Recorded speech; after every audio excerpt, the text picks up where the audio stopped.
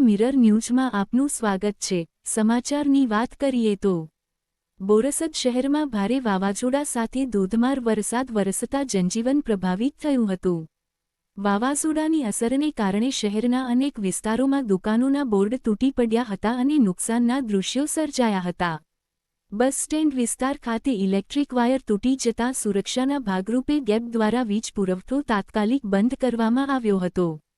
સ્થાનિક તંત્ર દ્વારા પરિસ્થિતિ પર નજર રાખવામાં આવી રહી છે અને જરૂરી કામગીરી હાથ ધરાઈ રહી છે। નગરજનોને સલામત સ્થળોએ રહેવા તેમજ કામ વગર ઘરની બહાર ન નીકળવા અપીલ કરવામાં આવી છે। ઓલ ઇન્ડિયા ન્યૂઝ ટીમ તરફથી પણ તમામ નાગરિકોને ભારે વાવાઝોડા અને વરસાદ દરમિયાન સાવચેતી રાખવા અને સુરક્ષિત રહેવા વિનંતી કરવામાં આવે છે।